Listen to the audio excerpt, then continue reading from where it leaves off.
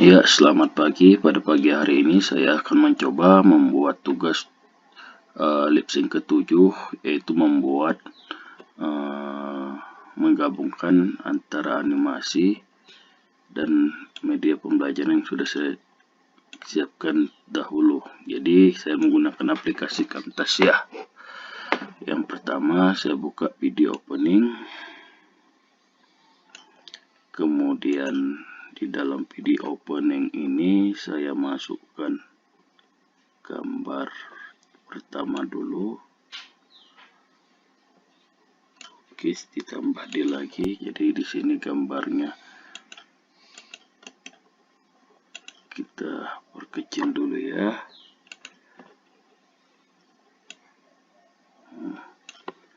Jadi kita letakkan dia dulu di perkecil dulu.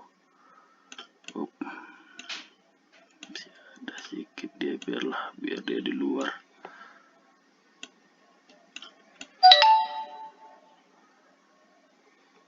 Tadi ada kok yang jadi, kita tengok.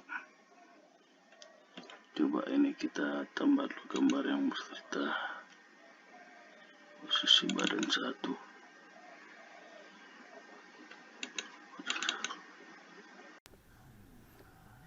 Assalamualaikum warahmatullahi wabarakatuh. Selamat hari ini kita belajar pada tentang materi kita rekam.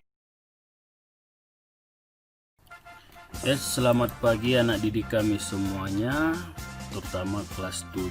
Kita melanjutkan materi ajar kita yang ketiga dengan judul Penetapan Pancasila sebagai Dasar Negara Indonesia. Tujuan pembelajaran kita pada pagi hari ini antara lain: pertama, siswa mampu menjelaskan pengertian dasar negara. Kedua, siswa mampu menjelaskan lembaga yang mengesahkan dasar negara Indonesia. Ketiga, siswa mampu menjelaskan peristiwa Rengas Dengklok dan tujuannya. Keempat, siswa mampu menjelaskan kapan sidang pertama PPKI dan hasilnya. Pengertian dasar negara. Dasar negara adalah landasan kehidupan berbangsa dan bernegara yang keberadaannya wajib dimiliki oleh setiap negara dalam setiap detail kehidupannya.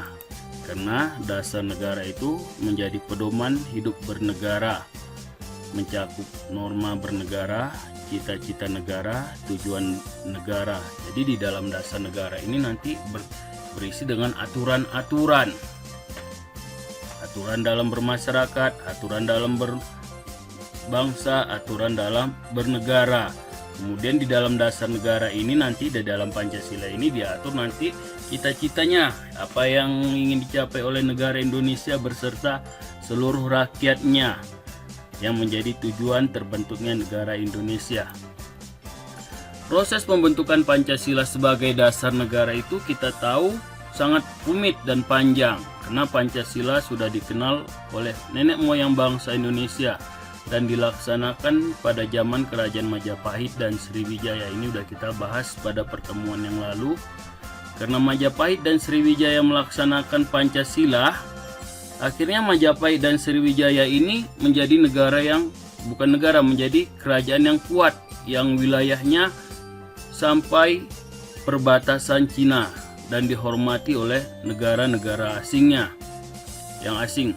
Jadi negara-negara asing itu agak-agak segan dengan Majapahit dan Sriwijaya karena seluruh rakyatnya melaksanakan Pancasila. Kemudian Pancasila mulai memudar pelaksananya pada masa penjajahan akibat masuknya pengaruh ideologi bangsa asing. Di situ bangsa Indonesia tidak mau lagi melaksanakan Pancasila. Mereka lebih suka dengan ideologi-ideologi asing seperti ideologi liberal, ideologi komunis, ideologi fasis. Akhirnya tidak ada lagi kerjasama, tolong-menolong. Akhirnya mereka ya dijajah oleh bangsa asing. Jadi penjajahan itu disebabkan oleh Pancasila itu tidak dilaksanakan lagi oleh bangsa Indonesia. Selanjutnya Pancasila kembali dikenalkan oleh tokoh pendiri Indonesia yang ingin menjadikan Pancasila ini menjadi dasar negara Indonesia yang merdeka. Dalam sidang pertama BPUPKI tanggal 29 Mei sampai dengan tanggal 1 Juni. Pada peristiwa tersebut ada 3 tokoh yang berjasa, yaitu Mr. Muhammad Yamin, Dr. Supomo, dan Insinyur Soekarno. Mereka mengajukan dasar negara mereka berbeda antara satu dengan yang lain, tetapi memiliki kesamaan. Kesamaannya yaitu Mr. Muhammad Yamin ini menyatakan Indonesia berdiri berdasarkan 5 dasar. Begitu juga Supomo. Dan selanjutnya Soekarno juga menyatakan sama. Hanya Soekarno pada tanggal 1 Juni dia lebih menegaskan dasar negara itu diberi nama dengan nama Pancasila. Nah, akhirnya Pancasila itu diresmikanlah menjadi dasar negara Indonesia pada tanggal 1 Juni. Makanya setiap tanggal 1 Juni kita memperingati hari lahirnya Pancasila, karena pada tanggal 1 Juni 1945 Soekarno menyatakan Pancasila menjadi dasar negara Indonesia. Kemudian tanggal 1 Juni itu pembentukan dasar negara Indonesia udah selesai? Belum ternyata, karena dasar negara yang diusulkan oleh 3 tokoh ini berbeda antara satu dengan yang lain. Akhirnya dibentuklah Panitia 9 yang merumuskan kembali dasar negara yang diajukan ketiga tokoh ini. Nanti hasilnya tercantum dalam Piagam Jakarta. Hal yang ini udah kita bahas sama-sama pada materi pertemuan kita yang kedua. Jadi Pancasila yang selanjutnya dibentuk oleh Panitia 9 tercantum dalam Piagam Jakarta, yang itu kita tahu bahwa sila-silanya nggak sama kayak sekarang. Yang pertama, bunyi Pancasila dalam Piagam Jakarta, 1. Ketuhanan yang Maha Esa dengan ketuhanan dengan kewajiban menjalankan syariat Islam bagi pemeluk-pemeluknya. Yang kedua, kemanusiaan yang adil dan beradab. Yang ketiga, persatuan Indonesia. Keempat, kerakyatan yang dipimpin oleh hikmat kebijaksanaan dalam permusyawaratan perwakilan. Kelima, keadilan sosial bagi seluruh rakyat Indonesia. Jadi Piagam Jakarta itu sila pertamanya belum sama seperti yang sekarang, tetapi bangsa Indonesia sudah menyatakan selesai dasar negaranya. Kenyataannya belum, karena pada tanggal 16 Agustus nanti ada peristiwa-peristiwa penting. Nah, jadi sebelum kita membahas peristiwa penting, kita membahas tentang PPKI dulu. Terbentuknya lembaga PPKI. PPKI terbentuk pada tanggal 7 Agustus 1945. Jadi PPKI dibentuk tanggal 7 Agustus 1945. PPKI dibentuk setelah BPUPKI dibubarkan oleh Jepang karena dianggap selesai. Setelah BPUPKI dibubarkan, dibentuklah PPKI. PPKI inilah nanti yang meresmikan berdirinya negara Indonesia. Nanti mereka melaksanakan sidang pertamanya pada tanggal 18 Agustus 1945 yang isinya nanti menetapkan dan mengesahkan Pancasila sebagai dasar negara dalam pembukaan UUD 1945. Jadi PPKI lah nanti yang meresmikan berdirinya negara Indonesia. Karena di syarat berdirinya negara Indonesia lengkap nanti di dalam hasil sidang pertama PPKI. Selanjutnya, apa peristiwa yang terjadi pada tanggal 16 Agustus sebelum kemerdekaan Indonesia? Itu ada peristiwa Rengas Dengklok, yaitu peristiwa penculikan Soekarno dan Muhammad Hatta dari tempat tinggalnya pada tanggal 16 Agustus 1945 jam 3 pagi. Pelakunya adalah tokoh pemuda Indonesia. Kemudian nanti Soekarno dibawa ke daerah Rengas Dengklok, ke rumah Laksamana Muda Maidan nanti untuk menanyakan kondisi Jepang. Karena tujuan pemuda menculik Soekarno antara lain, 1. Pemuda Indonesia ingin mendesak Soekarno agar segera mengucapkan proklamasi. Jadi kaum pemuda Indonesia mendesak Soekarno dan Muhammad Hatta agar segera mengucapkan proklamasi tanpa menunggu keputusan PPKI. Kenapa harus segera tanpa menunggu keputusan PPKI?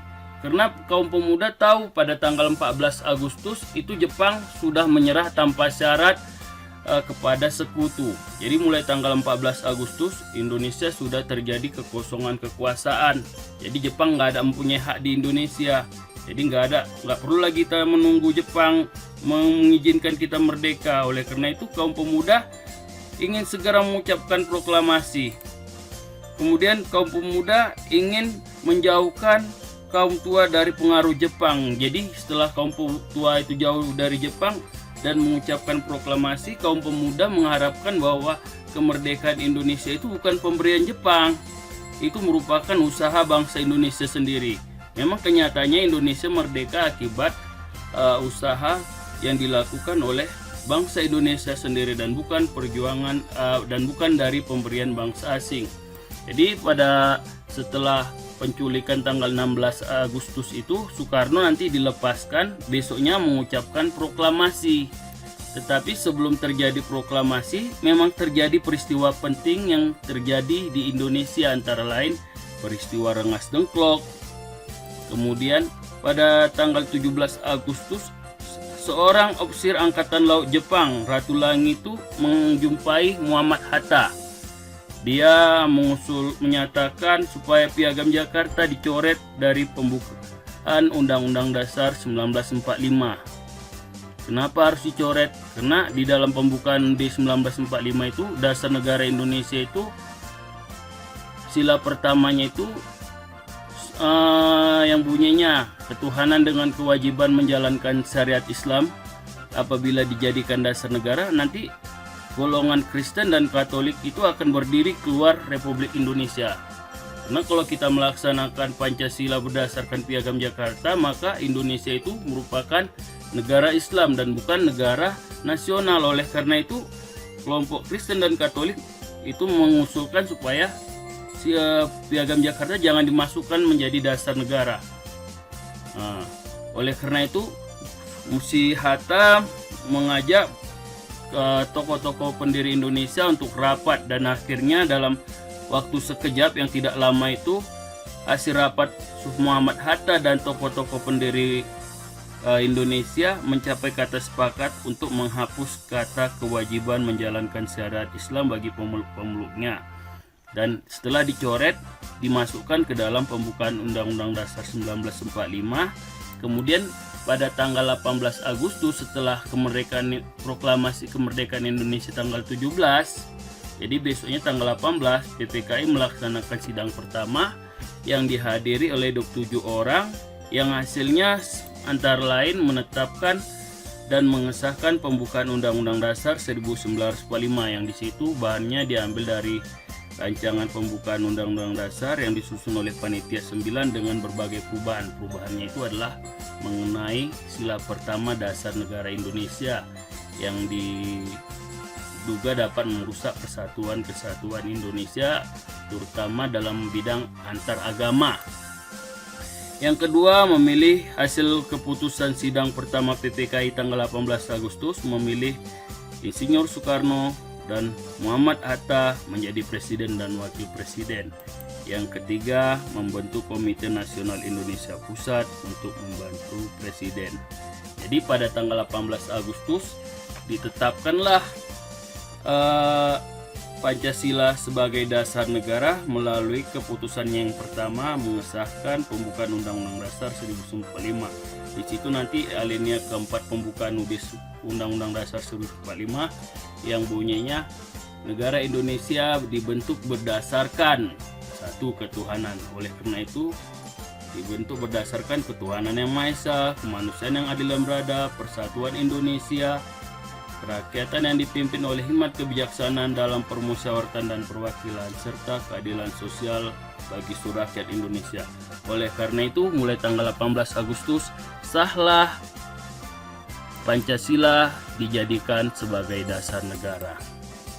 Demikianlah pembelajaran kita mengenai penetapan Pancasila sebagai dasar negara, di mana dari yang mengesahkan adalah PPKI dalam sidang keduanya, kemudian dalam sidang pertamanya, kemudian latihan untuk kalian, silahkan kalian mengerjakan materi-materi ini, jawablah dengan baik dan benar. Kalau ada yang kurang silahkan ditanyakan melalui grup kita. Sekian dan terima kasih.